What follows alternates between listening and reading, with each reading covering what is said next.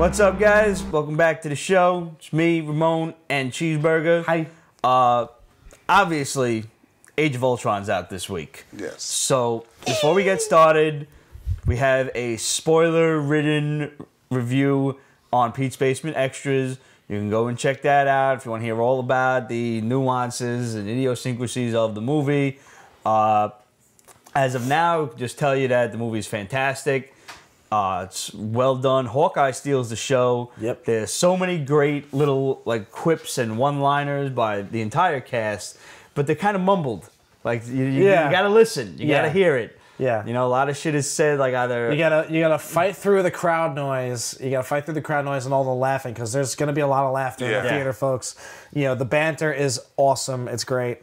But you gotta fight to hear those little mumbled things. Those are the great little Easter eggs, and like, that's awesome. Paul Bettany kills as the Vision. He looks fantastic. The whole action sequences are so well sculpted. It's ridiculous. Just the amount of teamwork that Joss Whedon puts into the on-screen, you know, action at the time is unheard of. It's unseen by anything else. That it's incredible. The fact that he can actually envision all of this shit going on at once. That must have been a hell of a lot of storyboarding that was done for that movie. I mean, we saw it in the trailer. The whole, you know, Cap throws the shield, doors, boom. Yeah. Fucking awesome. So good. I've seen it twice already. Possibly by the time you're seeing this on Tuesday, I might have seen it 3 times. Yeah, I gotta go see it a second time. It is that good. It's amazing. awesome. So please drop us a line and let us know what you thought. Questions at Pete'sBasement.com, Facebook.com/Pete's Basement, and follow us on Instagram and Twitter at Pete's Basement. Also, we've got this really awesome Legend of Korra glasses gift set with Pint emblems glasses of each of the 4 elements: earth, wind, fire, and water. Always kind of made me wonder why Earth, Wind, and Fire didn't just get a 4th person for that band. Right? Really kind of pisses me off. Yeah. But that's and then they could have added a 5th element. Multipass.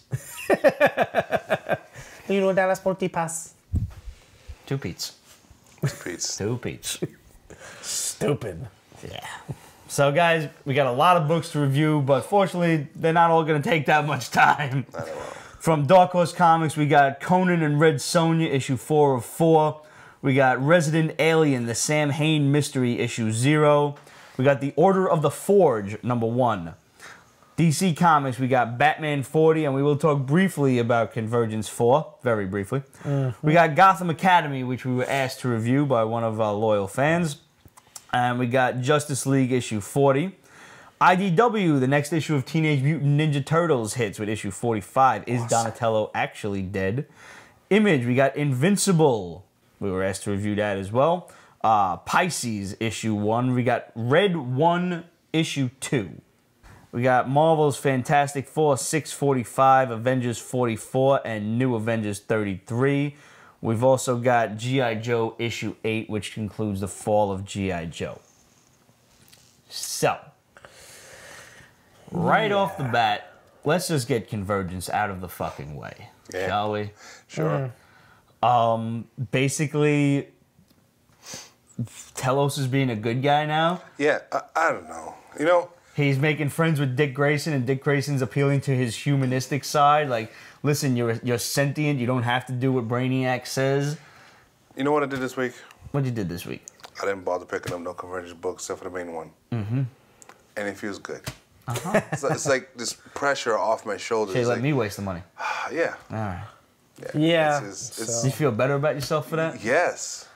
Oh my God, yes. Because I read Pete's copy of Convergence 4, and I haven't been reading any of it, and I'm just like... Oh, you can't jump in now. No, I know. Now is way too late. I know, because there's too much timey-wimey craziness going on. Yeah, because I read the first 5 pages and blood started coming out my nose. I had to close it. I was like, sorry, Pete. Nah, not going to happen. At this point, we've seen the guy Demos show his true colors. We knew he was a snake because his name is Demos and not like John. You just really, you should know better. He wouldn't seem badass if his name was John. I mean, you could be badass and still have a normal sounding name. And I brought up the example last week, Sinestro. Why do you give this guy a power ring? You should know better. His name is Sinestro. I don't care that it's his last name. It's a fucking... Yeah. You know some bad shit is going to happen. Same Demos. Really? David. Something. David Demos. So apparently there's this warlord character who kind of looks like he stepped out of a Frazetta painting. You know, this is and he's collecting time travel people, time masters in this case. This is the thing about DC. Demos wants I'm not even going to talk about this book in detail. DC has a fucking crazy rich history. Yes, right? 80 plus Yes. years. A lot of they've dipped their hands into every fucking genre out there. There's a reason a lot of that shit ain't around anymore. Now, some people, one of our fans said, I'm not into tradition. That's not true. I like tradition. But I like good, successful tradition. But DC keeps on bringing up this old fucking shit that isn't selling, so that means the fans don't want it. Why bring it up for? For nostalgia? No, it's not fucking selling. The 5 people that bought it like 10 years ago are gonna be like, remember this? No. I mean, Man's got a valid point. people talk about so much shit about, like, let's say, Teen Titans. How many times that should be rebooted? You're right. Stop talking about the Judas contract that happened in the fucking 70s or 80s, was it? Time's over. Yes. New story. Shit doesn't work anymore. Stop. You know you're in trouble when the only good book you're putting out is Masters of the fucking Universe. That is true. Eternity War is off the hook, but we'll review this when it concludes. So basically, the whole concept of this book, the thing you need to know is Brainiac, the reason he hasn't been back to the planet and to his, little imprisoned universes is he's in prison somewhere. Yeah. Who's doing this we don't know. I don't know. Demos knew about it, and he's going to use the Time Masters It's like to free they're him. trying to blend Secret Wars with Who Shot the Watcher. They're blending everything. That's the whole point of this. Now, Convergence is supposed to clean up all of the mishaps of but the problem is that we've got to years. get through the muck and the shit to get there, and it's not a journey worth having. But it is a journey that must be taken, my friend. Oh that's all you. No, it can't be all me. You all have to share it. Secret Wars comes out next week. Secret Wars does come. Secret Wars actually comes out officially tomorrow with Free Comic Book Day. Yes, but we're not reviewing it till next week. We're not reviewing it till next week. And I'm just hoping. Unless you want to come over early, maybe we'll do an extra. No? No. No, Mr. Jesus not here. Okay. So on a lighter note, book of the week this week was Dark Horse Order of the Forge. Yeah, really, really interesting, amazing artwork, and I'm not even talking about the nudity. Not even talking about that. I mean, we will talk about that because of boobies, but the artwork was phenomenal. I thought the story was really imaginative. Right? Yep. Completely original. Yeah, totally original. It's young George Washington palling around with Paul Revere and Benjamin Franklin. Yeah. Sign me They the find fuck Benjamin Franklin at a hua house. Right. Seriously, it's like I don't know, like a superpowered occult team meets, like gladiatorial bathhouses and shit that happens in Game of Thrones. Has which I know anything you're like not this watching. ever been done before? Not to my knowledge. Abraham Lincoln Vampire Hunter. Is the closest thing you could possibly think Except of. this is good. Yeah. Right. Yeah, because that was just. Yeah. Yeah. I liked it a lot. So yeah. The only thing is like I'm not saying that they need to have the dialogue be in the Queen's English. I'm not saying that at all. But don't give them like modern slang, Right. Because because they drop a number of F-bombs in there, and just That word would have been around back then. It would have been, but I don't think they would have used it as flippantly as we do today. So, I would kind of like them to keep the dialogue somewhat in the period in context. More like but you ever watch Spartacus? Right, yeah. Something like that. Like yeah, where they stuff pull like that off. where it's like, where they still drop F-bombs and Jupiter's cock this and Right. fucking Hera's twat that. Actually, Actually, a good example of a smart use of dialogue like that is actually Game of Thrones, because they do stuff like that all the time, and it's done tastefully, and it's got legitimate impact. This, I've heard good there's things no about that show. I've always considered watching it. Yeah. Get- Fuck. fucking asshole. But no, this is a great story, and I'd love to see where it goes, because they're not really introducing too much with this, as far as like a clear-cut villain or Right, a clear-cut nothing yet. situation. Nothing yet. All we know is George Washington has this magic hatchet, Yeah. not to be confused with Molly Hatchet, magic hatchet, that he used to chop down the cherry tree of legend, but... To be a dick, too. Yeah. Yeah. To be a total fucking douchebag. It's like, to his fuck to you, his old Dad, I'm man. out of here. Chop. Right. Yeah. His old man had the cherry tree, like, to our family for generations will look upon this and know that we lived with honor. And he's like, if I hear one more fucking thing about that goddamn tree, and he sees the axe, like, fuck you, Dad, and he goes to swing it. The axe flies out of his hand, and there's magic flash of light, and lands in this weird totem pole thing, and then it gets struck by lightning or something. Some magic starts to glow around it and shit. And then fast forward a couple of years, he's in college and he's hanging out with Paul Revere and Ben Franklin, and you know they go to get Ben because the storm is coming and he's gonna discover electricity, and they get accosted by a gang of thugs. And George Washington goes to town on these motherfuckers. Yo, just hacking motherfuckers to bits. Yeah. And then all of a sudden, in front of the hot chick that he, you know, that just moved into that place. Kind of is apparently his hot cousin. But I guess not really, because they're servants. They're working for this dude. They're right. working for the guy, and she is his ward, and they're like, why is he taking on this chick as a ward? He's very reclusive and very Right. He did it for the involved in his own work, and you know. And the hatchet again gets struck by lightning, and he's like, "Oh no, it's happening again!" And it leaves you right there. Yeah, because you don't see shit about what happened to him the first time. What the fuck is up with this totem pole and everything?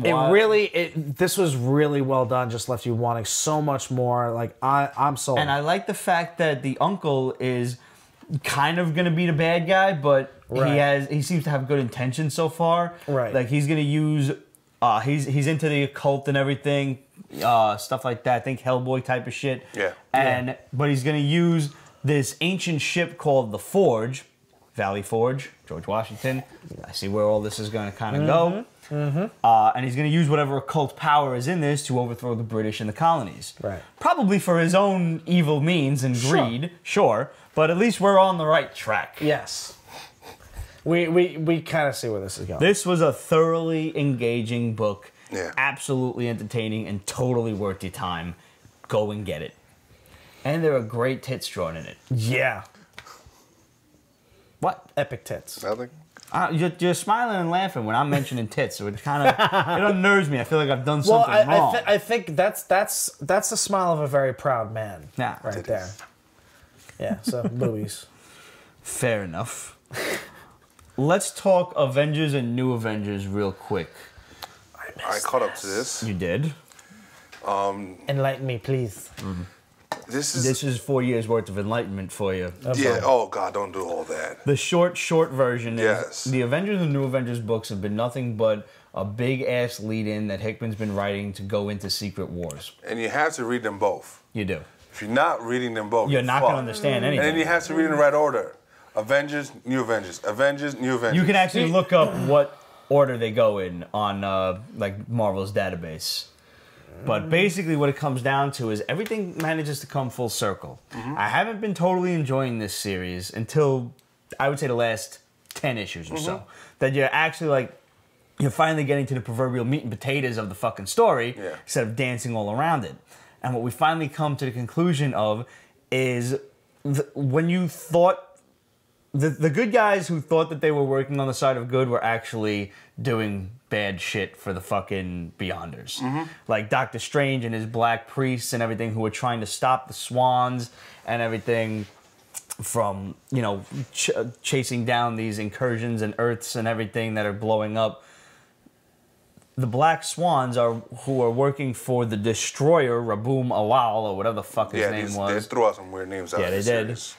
They're the ones who are actually trying to stop the Beyonders by killing, of all people, the Molecule Man. Yeah. Follow me on this.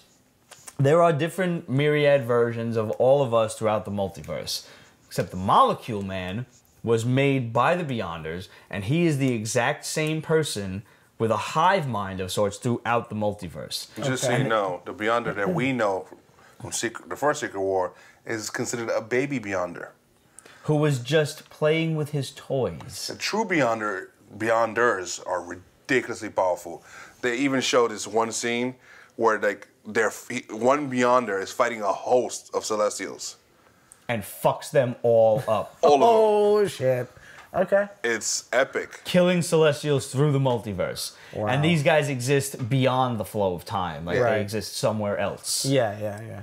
And they have created the Molecule Man who, can kind of see atoms and see what things are made of and change shit around and everything. Think kind of like Firestorm, if you will. And he has been set as a ticking time bomb through the multiverse. And when he explodes or dies, so does the universe. Gotcha. And this all comes around full circle. Finally, you find this all out, and he teams up with, of all people, Dr.Doom, who is the hero of the day. He is Raboom Alal. He is the Great Destroyer, who has been working in secret to defeat the Beyonders for years now. Many years. Many years. The religion revolves around him. There's a religion based on Dr.Doom. And he has like a harem of followers. That are all different black swans from throughout the multiverse. Yeah. All fucking hot, too, except for when they start getting all squid facey. Yeah. Yeah. Little Cthulhu-ish. Bound to be at least one Cthulhu bitch running around. Yeah. Well, she could do some work with her tentacles. Yeah. Yeah, but what if she got like the choach with tendrils? Just like. She can massage it, you know? If there's teeth in there, though. Oh, like no, a squid. no. Turn around, flip it over. Yeah. Was she gonna elect not to use them? I mean, come on. You never know. You never know, the convulsions. Well, right? yeah. Anyways, And most recently, probably just because they ran out of time, the universes went from hundreds of thousands down to 20. and then in the And end, that was some big fight between Doom and the Beyonders, who apparently Beyonders killed Doom, Doctor Strange, who became the leader of the Black Priests by the end of this. Like, everybody seemed to have this major role by the end of it that kind of they were destined to have all the time. Okay. And they took on the Beyonders and seemed to have lost pretty miserably. no, yeah, I like the fact that it was Doom and Doctor Strange, too, at the end of it. That is no coincidence. And he's like basically telling him, like, well, listen, Steven, this is always the way it was going to go. You're always going to follow me. I'm awesome. You kind of suck. And let's just go do this. Let's just go save the world. I've been right this whole time. The last issue left me a little cold, though. Like, the whole thing was just Tony versus Steve. that was just stupid. Yeah. They like, motherfucker, you are in the face of impending doom and you're going to spend your last couple of hours beating the snot out of your former best friend. That's what you do? It was horrible. It also ends... Meanwhile, with the incursion of the 616 and the 1610 Ultimate Universe. With Thanos and the rest of the Cabal in Ultimate Earth. With Franklin Richards, who's still kind of nutty and super genius-y. Against... Reed Richards, not Franklin. Yeah, sorry. Where the fuck is Franklin in all of this? Where's adult Franklin? Galactus is my herald, that motherfucker. I don't know. And Nathaniel Richards. Where the fuck are those agents of S.H.I.E.L.D.? It's Secret Wars. They'll show up. I don't know. They'll find a way to convolute this shit. The entire thing has been nothing but a big prequel to Secret Wars, which is coming out officially this coming week. And 9 to 10, 20 variant covers. Been a 4-year story. Yeah, I think they went A through K. Something like that. So that's more than 9. It's ridiculous. Do you need to read this whole thing to understand what's going on in Secret Wars? We don't know yet. No. But I'm going to guess Hell no. no. I'm going to guess That's why they're giving it away for free tomorrow. And that's why they're doing the number 1 issue is going to be fucked. They have to. Ain't no way. I will say this. They got some pretty nifty-ass variant covers for this. Yes, they do. They got, did you see the Ultimate Spider-Man, like McFarlane style one? Y'all know the Spider-Man cover for McFarlane where he's like crouched in and webs, but it's Miles Morales this Some time. of the Scotty Young baby version one is blacked out. That's because we don't know who the central character is yet. Yeah, that sucks. I know. I know. But I love Scotty Young's artwork. Yeah, I guess they're not gonna reveal this next week. The Spider-Man variant covers were really cool too. There was. The Alex Ross doing the fucking main cover is awesome. That's great. So we're gonna have to get a hold of that. We will definitely review Secret Wars for you next week. So stay tuned. Let's do a question. What do we got? Iceman wants to know, where do I find a copy of Behemoth? You can get Behemoth from our good buddy J.K. Woodward on Comixology. You can just search either J.K. Woodward or you can search Behemoth.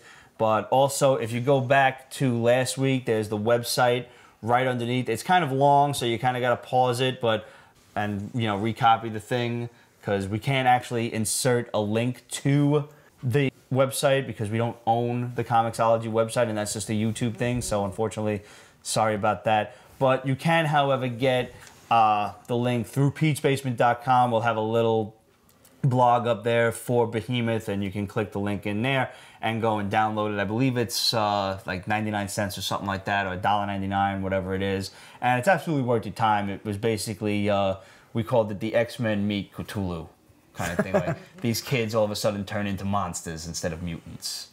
Nice. And it's very well painted, all in color, very awesome shit. So there's two different ways. You can either copy the link that's appearing right below you now to go and, just make, Command T or Control T to make a new window in your web browser there, and you can just copy it over. Or you can just go on peachbasement.com and the link will be there in the blog. Okay, and last two questions. Yep. Keel and Andy. Keel and Andy. Okay. What can Marvel do to make Thor movies more compelling? They are just making $450 and $645 million. Uh-huh. They're not exactly the blockbusters that the others are. Sure. Less Natalie Portman. No, nothing against her. She's cute. I check her in a minute. Too much love interest. Not enough crazy, big, epic, sci-fi, fantasy type of action.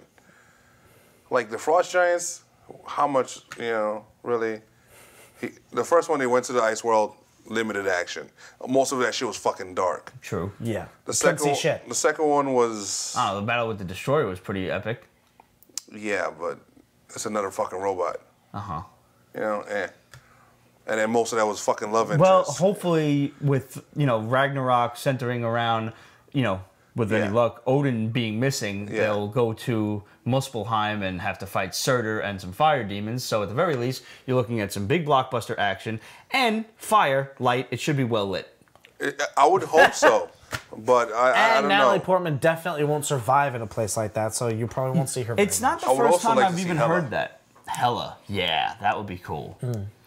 I don't see any chemistry between them on screen. Natalie Portman and Chris Hemsworth. Yeah. And that's not to take away anything from Hemsworth. I don't really like Natalie Portman that much. Okay.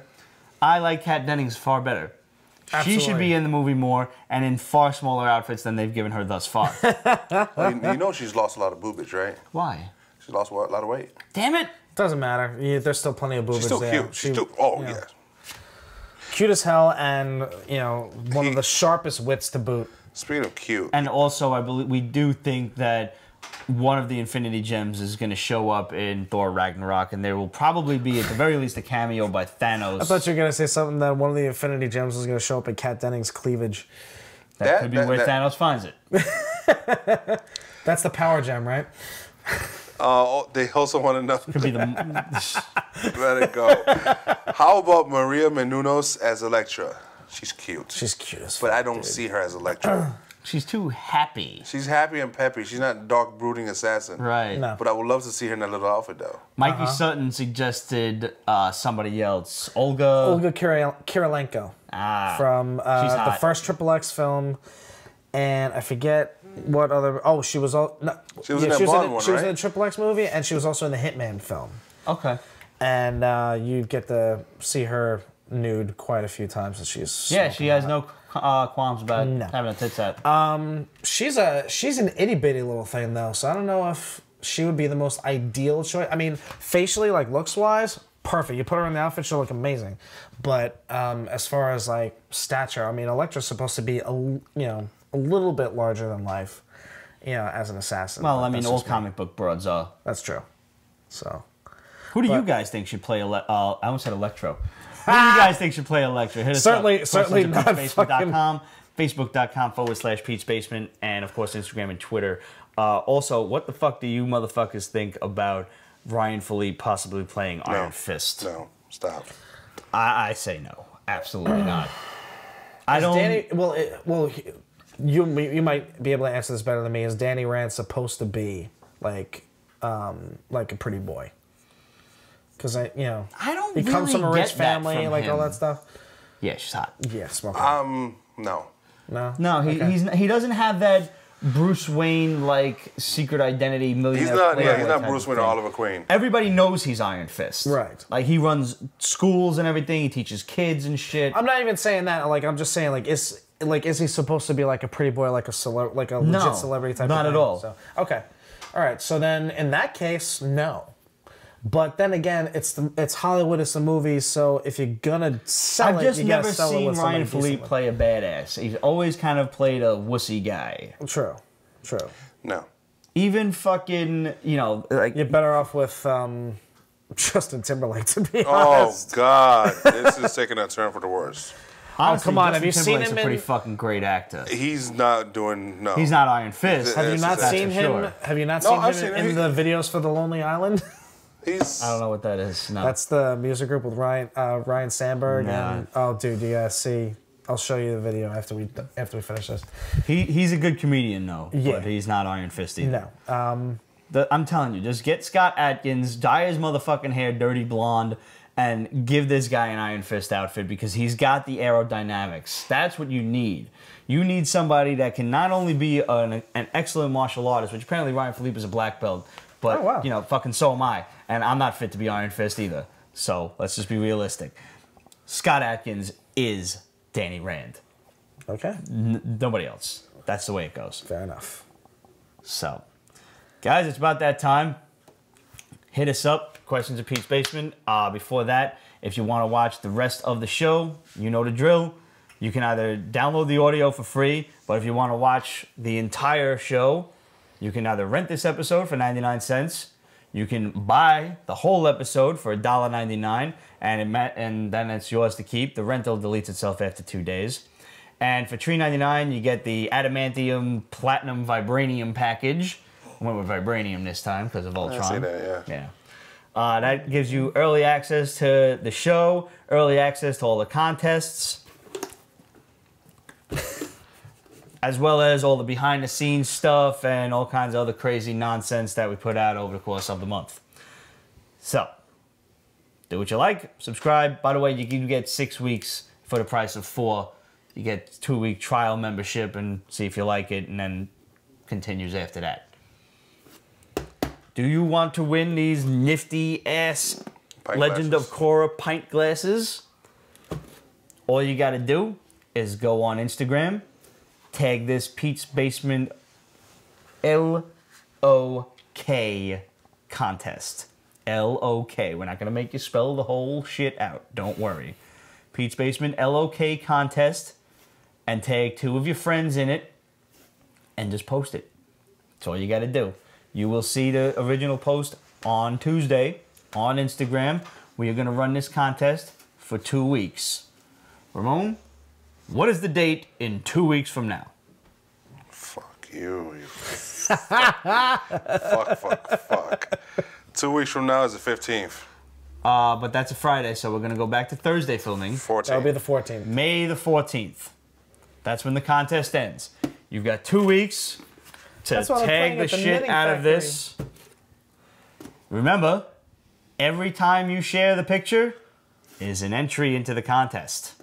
Woohoo. Yeah. So if you want to make 100 of them, Yeah. be my guest. We could make you tag different friends, though. That would be swell of you. Just to kind of who are out the basement, share the love, Be nice. Yeah. Sure. All right, guys. We'll see you next week. Enjoy Age of Ultron if you haven't seen it already. And make sure you go check out the Pete's Basement Extras where there's just spoilers all over the fucking place for that. So don't watch that extra if you haven't seen the movie yet.